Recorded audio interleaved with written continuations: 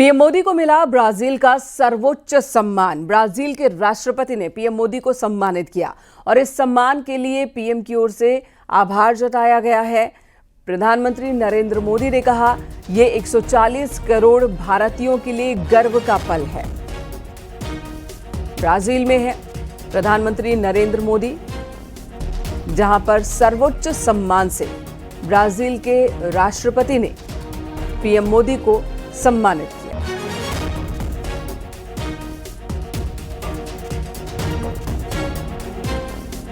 आज राष्ट्रपति जी द्वारा मुझे ब्राजील के सर्वोच्च राष्ट्रीय सम्मान से विभूषित किया जाना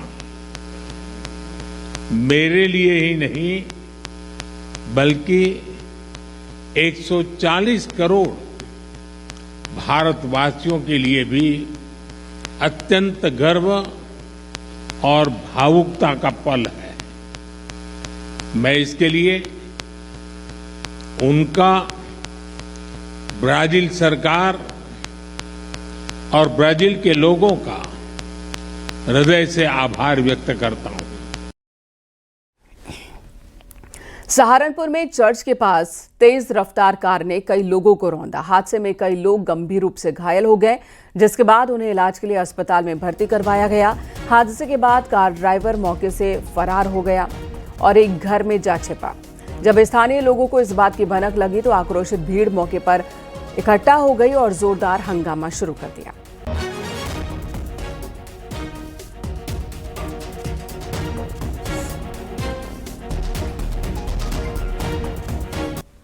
यूपी धर्मांतरण केस में ईडी ने मनी लॉन्ड्रिंग का मामला भी दर्ज किया है। जलालुद्दीन से जुड़े खातों की जांच करेगी ईडी। जलालुद्दीन के खाते में 100 करोड़ रुपए के लेन देन के सबूत मिले हैं। 6 विदेशी खातों की भी जांच होनी है। जमालुद्दीन उर्फ छांगुर बाबा केस की जांच करेगी ईडी।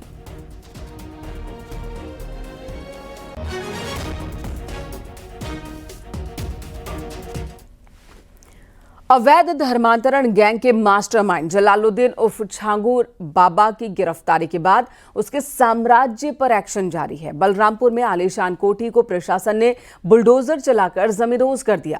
मधुपुर में जिस जमीन पर यह कोठी बनाई गई थी उस पर अवैध अतिक्रमण किया गया था।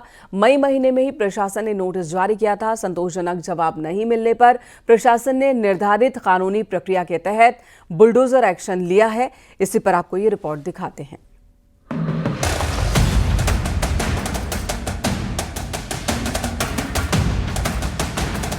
अवैध धर्मांतरण वाले ढोंगी पर बड़ा एक्शन। करोड़ों की कोठी पर चला प्रशासन का बुलडोजर।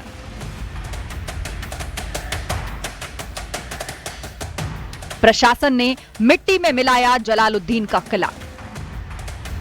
बलरामपुर में जलालुद्दीन उर्फ छांगुर बाबा के करोड़ों के अवैध साम्राज्य को प्रशासन ने मंगलवार को जमींदोज कर दिया। इस मौके पर भारी पुलिस बल की तैनाती की गई। 3 बुलडोजर से किलेनुमा अवैध निर्माण को ध्वस्त किया गया। इस दौरान उसके आलीशान किले की भी अलग अलग तस्वीरें सामने आईं। आपको बता दें कि जलालुद्दीन उर्फ छांगुर बाबा पर बड़े पैमाने पर धर्मांतरण कराने का आरोप है। बलरामपुर में उसने किलेनुमा कोठी बनाई थी। अवैध धर्मांतरण और राष्ट्र विरोधी गतिविधियों से काली कमाई का हस्त्र क्या होता है वो आप सामने देख सकते हैं। जलालुद्दीन उर्फ छांगुर बाबा ने काली कमाई करके जिस तरह की संपत्ति और साम्राज्य, काला साम्राज्य इकट्ठा किया था, उसका हस्त्र यहाँ दिखाई पड़ रहा है।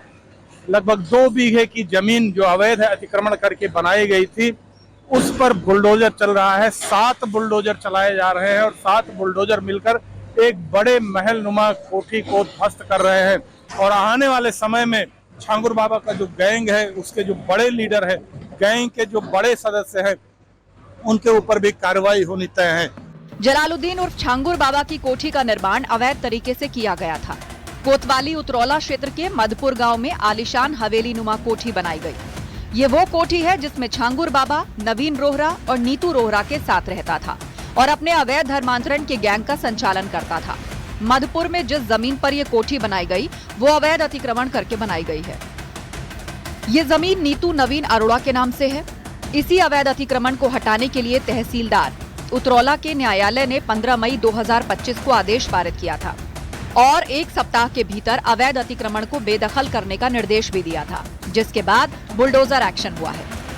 ये एक अतिक्रमण हटाने की कार्रवाई हो रही है। जैसा कि सरकार की माननीय मुख्यमंत्री जी की प्रायोरिटी है कि जो भी सरकारी भूमियां हैं उन पर किसी भी प्रकार का अतिक्रमण हो उसको हटाया जाए, उसी के क्रम में आज ये अतिक्रमण को हटाए जाने की कार्रवाई की जा रही है।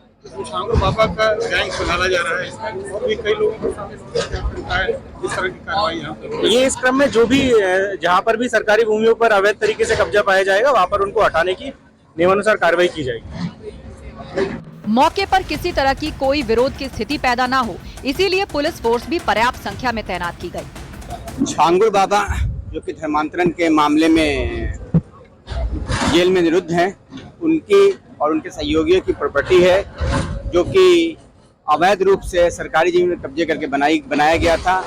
इस पूरी प्रक्रिया का पालन करते हुए विधिक रूप से निस्तारण कराने के बाद इस बिल्डिंग का ध्वस्तीकरण की कार्रवाई की जा रही है और जैसा कि आप देख पा रहे हैं ये बिल्डिंग जाहिर है जलालुद्दीन उर्फ छांगुर बाबा के ठिकाने पर प्रशासन ने सख्ती दिखाई और तस्वीरें बताती हैं कि करोड़ों के फकीर का किला अब ध्वस्त हो रहा है।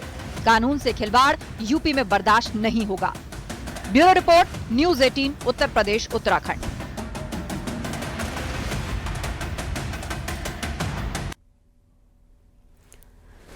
और ये एक्शन जारी है। जलालुद्दीन की कोठी पर आज भी बुलडोजर चलेगा। आज सुबह 10 बजे से फिर चलेगा बुलडोजर।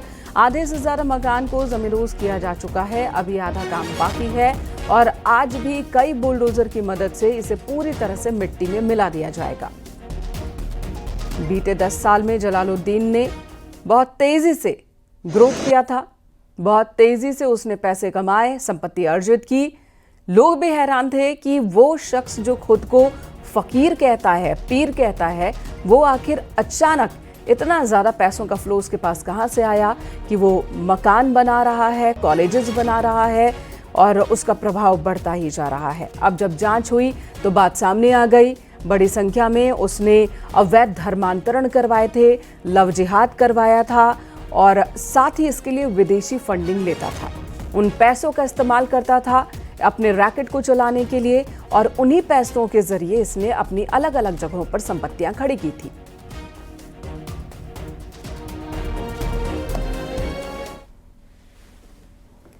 फतेहपुर में पुलिस ने नकली नोट छापने वाले एक गैंग का पर्दाफाश किया। खागा कोतवाली पुलिस ने 3 आरोपियों को गिरफ्तार कर 6,000 रुपए की नकली करेंसी और मोबाइल फोन बरामद किए, जबकि एक आरोपी अभी भी फरार है।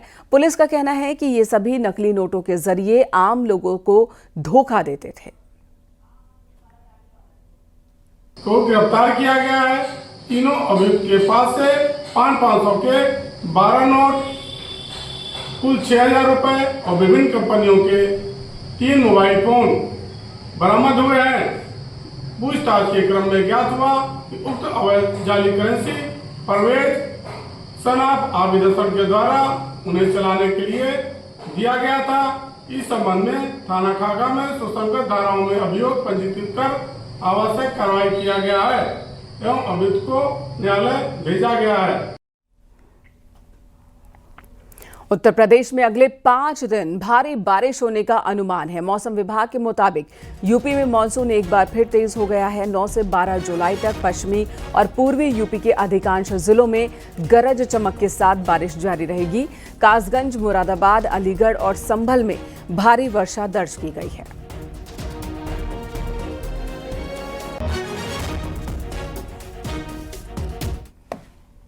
उधर झांसी के घटियारी ग्राम पंचायत में बारिश के बाद हालात बेहद खराब है। बारिश के बाद पानी पुलिया के ऊपर बह रहा है, जिससे गांव वालों का रास्ता बंद हो चुका है। लोगों को मजबूरन पुलिया के ऊपर से बह रहे पानी से ही गुजरना पड़ रहा है।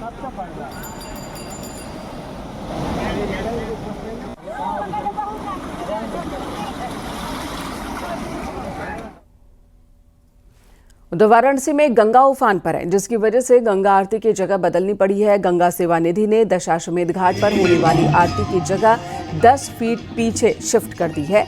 जगह बदलने के बाद भी गंगा आरती में हर दिन की तरह हजारों लोग शामिल हो रहे हैं। गंगा के बढ़ते जलस्तर को देखते हुए प्रशासन ने अलर्ट जारी किया है। राहत बचाव टीमें नाव से घाटों पर गश्त कर रही हैं। लोगों से गंगा में गहराई में न जाने की अपील की गई है। हर वर्ष की बात है, इस वर्ष भी भगवती माँ गंगा का जल स्तर जो है उसमें पिछले कुछ दिनों से वृद्धि हो रही थी, फिर जो पानी रुक गया था, अभी फिर जो है जल स्तर है वो जो बढ़ रहा है। और जिसको देखते हुए गंगा सेवा निधि द्वारा दशाश्वमेध घाट पर जहाँ दैनिक आरती का स्थान है वो परिवर्तित हुआ है। आज अपने निर्धारित स्थान से लगभग 10-15 फीट जो है वो पीछे भगवती माँ गंगा की आरती संपन्न हुई है। और कई घाटों का जो आपस का संपर्क है काशी के अर्धचंद्र आकार में जो 84 घाट हैं, उन 84 घाटों में से कुछ घाटों का संपर्क जो है वो जलस्तर बढ़ जाने के कारण जो है वो टूट गया है। हरदोई में आवास विकास परिषद ने आरआर कॉलेज फॉर्म की 4.781 हेक्टेयर भूमि से अवैध कब्जा हटाने की कार्रवाई शुरू की है। परिषद ने कॉलेज प्रबंधन और गार्जियन टीचर एसोसिएशन को नोटिस जारी किया है। हाईकोर्ट के आदेश का पालन करते हुए एसोसिएशन को 7 दिन के अंदर जमीन खाली करने को कहा गया। साथ ही हाईकोर्ट के लगाए गए 25,000 रुपए के जुर्माने को भी भरने को कहा गया। 9 जुलाई तक कब्जा नहीं हटाने पर और जुर्माना न भरने पर कार्रवाई होगी।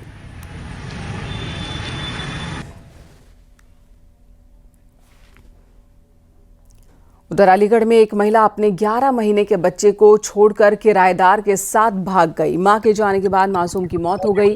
महिला के पति ने आरोप लगाया कि पत्नी के भाग जाने से ही बच्चे की मौत हुई है। वहीं आरोपी किराएदार की पत्नी ने एसएसपी ऑफिस पहुंचकर फरार इंसाफ की गुहार लगाई है। उसने फरार महिला पर मारपीट करने और पति को भगा ले जाने के आरोप लगाए। उसने कहा कि महिला ने न सिर्फ उसका घर तोड़ा बल्कि उसके बच्चे को भी बेसहारा कर दिया। दोनों पीड़ितों ने पुलिस से कार्रवाई की मांग की है। ये मामला की शिकायत लेके आए थे हमारी घरवाली, इनके पति देव ले गए, कुछ खिला पिला के ले गए। अभी तक कोई पता नहीं है, रिपोर्ट भी कर दी, सब काम कर दिए। 15 दिन से परेशान है, 12 दिन हो गया। 12 दिन से परेशान है, भागते भागते। छोटा सा बच्चा था वो भी खत्म हो गया आज। कितने महीने का बच्चा था? 11 महीने का बच्चा था। तो खत्म हुआ आज ही सुबह 4 बजे। तो आप तो किराए पे रहते हैं फिर एक जगह क्या है? एक ही जगह पर किराए पे रहते हैं, जो ऊपर रहती है, मैं नीचे रहता हूँ। सोनभद्र में मुस्लिम युवक पर शादी का झांसा देकर नाबालिग हिंदू लड़की से रेप के आरोप लगे हैं। पीड़िता की मां के तहरीर पर मुकदमा दर्ज कर आरोपी को गिरफ्तार किया गया। नाबालिग लड़की को गांव के ही शहजाद ने 16 मार्च 2025 को अपने घर पर बुलाया था। शादी का झांसा देकर दुष्कर्म किया। आरोप है कि तभी से किशोरी को उसने बंधक बनाकर रखा था। जब पीड़िता के परिजन अपनी बेटी से मिलने पहुंचे तो आरोपी ने उन्हें मिलने नहीं दिया। जाति सूचक शब्दों का इस्तेमाल किया और धमकी देकर भगा दिया।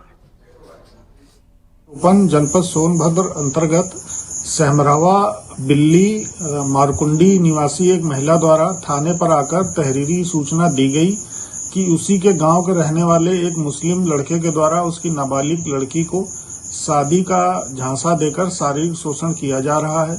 इस सूचना पर थाना चौपन पर तत्काल सुसंगत धाराओं में अभियोग पंजीकृत कर आरोपी को गिरफ्तार कर लिया गया है। प्रकरण की गंभीरता के साथ जांच की जा रही है। जो भी तथ्य सामने आएंगे उस आधार पर कठोरतम कार्रवाई अमल में लाई जाएगी।